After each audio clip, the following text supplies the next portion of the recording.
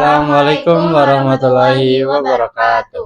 Kami dari kelompok 3 akan menjelaskan tentang peta penyebaran Islam Kerajaan Banten dan Kerajaan Cirebon yang ditugaskan oleh Ibu Citri yaitu mapel sejarah. Sebelumnya, perkenalkan nama saya Faisal Ramadan sebagai ketua kelompok.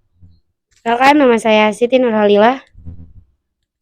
Dan saya Shalomita. Perkenalkan nama saya Karisma Putri Agustin.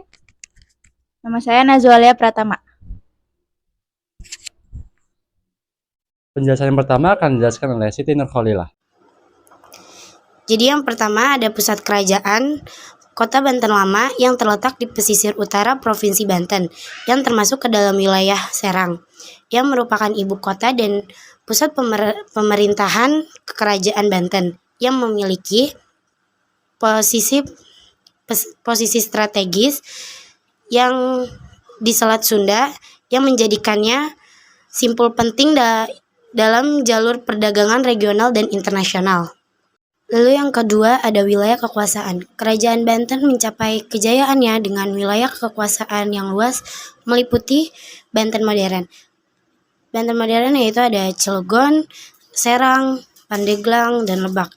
Dan Jawa Barat, bagian barat ada Cianjur, Sukabumi, Bogor, Sumatera Selatan, bagian selatan Lampung.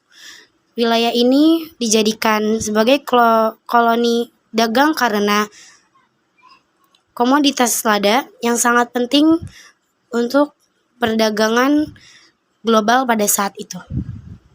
Yang ketiga ada jalur penyebaran Islam.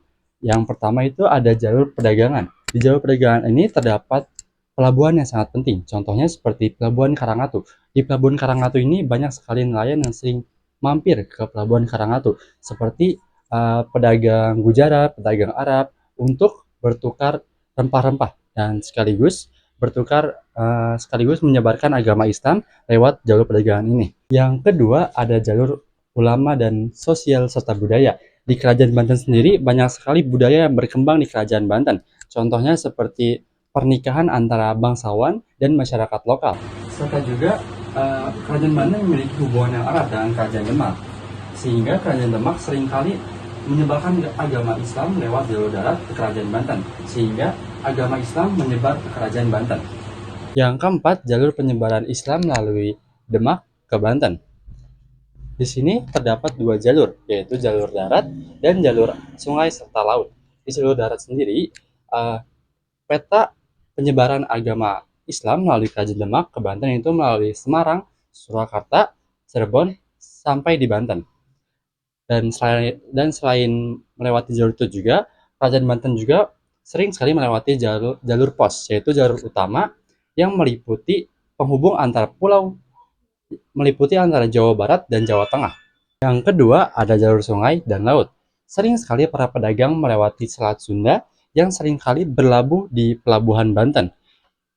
Jalur ini sering sekali menjadi jalur masuk agama Islam melewati Selat Sunda yang sering kali dibawa oleh para pedagang seperti pedagang Arab, Gujarat yang sudah dijelaskan tadi.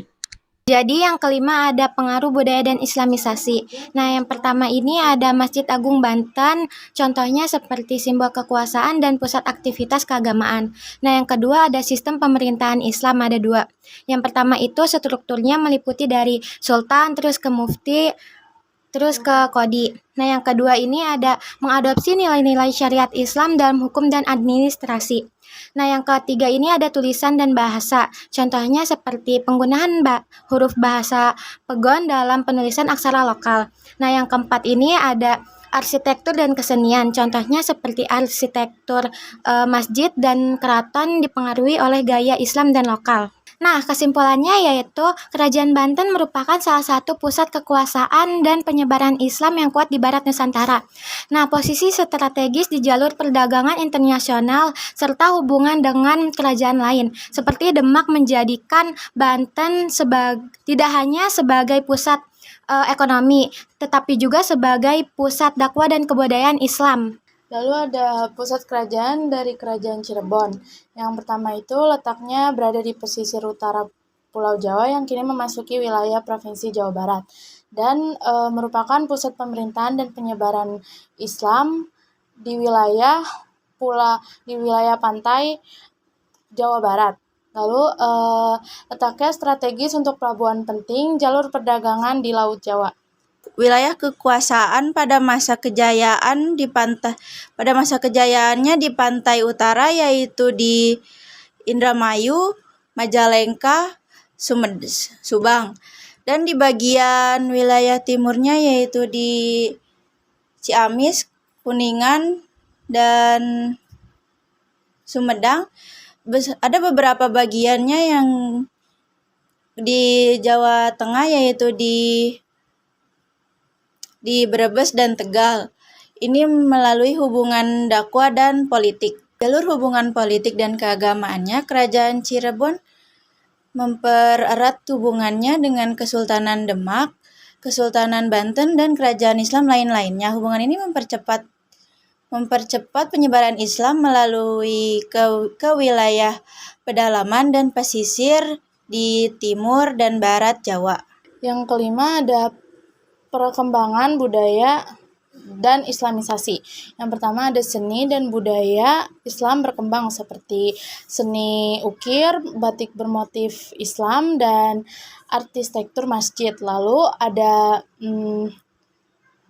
pemerintahan bercorak Islam seperti dipimpin oleh sultan dan mengadopsi nilai-nilai syariah untuk hukum dan administrasi. Lalu yang terakhir ada tulisan Arab Pegon yang digunakan untuk komunikasi keagamaan dan pendidikan. Jadi kesimpulannya, Kerajaan Cirebon memainkan peran penting sebagai pusat awal Islamisasi di Jawa Barat dengan pengaruh politik, dakwah Wali Songo, serta jalur perdagangan strategis.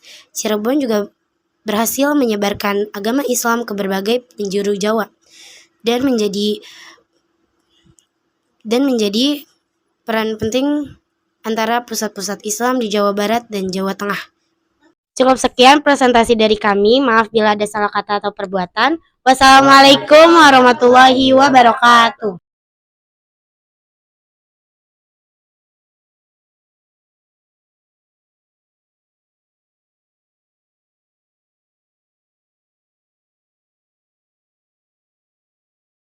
Jadi kesimpulannya, Kerajaan Cirebon memainkan peran penting sebagai pusat awal Islamisasi di Jawa Barat dengan pengaruh politik, dakwah Wali Songo, serta jalur perdagangan strategis. Cirebon juga berhasil menyebarkan agama Islam ke berbagai penjuru Jawa dan menjadi peran penting antara pusat-pusat Islam di Jawa Barat dan Jawa Tengah.